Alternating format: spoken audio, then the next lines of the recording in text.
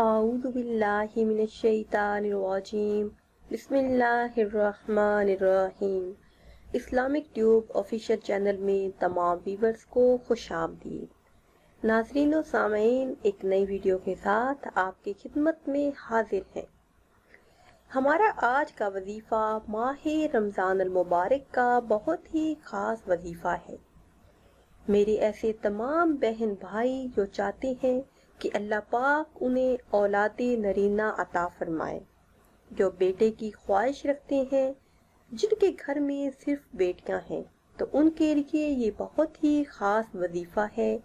ماہ رمضان المبارک میں افطاری کے وقت اگر آپ یہ وظیفہ کر لیتے ہیں تو اللہ کے فضل و کرم سے انشاءاللہ عز و جل آپ کی خالی جھولیاں بھر جائیں گی۔ وظیفے کی طرف جانے سے پہلے آپ سب سے ایک چھوٹی سی گزارش ہے کہ اگر ابھی تک آپ نے ہمارے چینل کو سبسکرائب نہیں کیا اور چینل پر نئے ہیں تو چینل کو سبسکرائب کر لیں اور ساتھ لگے بیل آئیکن کے بٹن کو لازمی پریس کریں تاکہ ہر نئی آنے والی ویڈیو سب سے پہلے آپ کو ملے۔ ہمارا آج کا وظیفہ خاص طور پہ ان اسلامی بہنوں کے لیے ہے جو چاہتی ہیں کہ اللہ پاک انہیں اولاد نرینہ عطا فرمائے۔ کرنا آپ نے یہ ہے کہ ماہ رمضان المبارک میں کسی بھی دن افطاری سے 30 منٹ پہلے آپ نے وضو کرنا ہے۔ اس کے بعد آپ نے قرآن پاک کی سورہ یوسف کو 7 مرتبہ پڑھنا ہے اور پھر کھجور کے 2 دانے لے کر ان پر دم کرنا ہے۔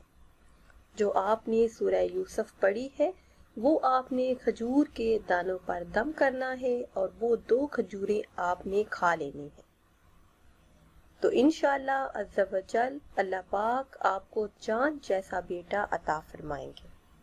اور میری وہ اسلامی بہنیں جن کے حمل کے 3 ماہ گزر چکے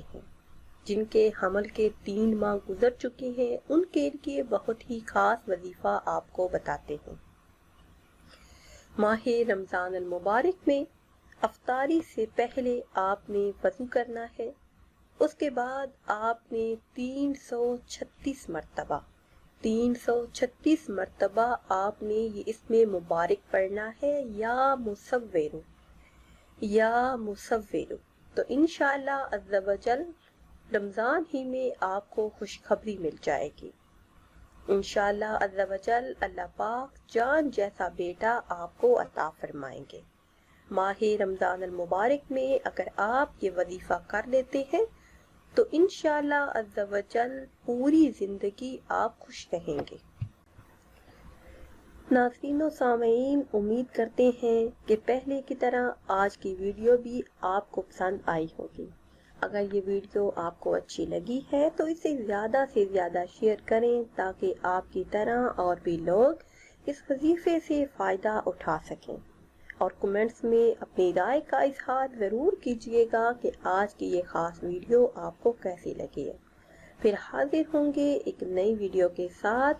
اجازت دیجیے، اللہ حافظ۔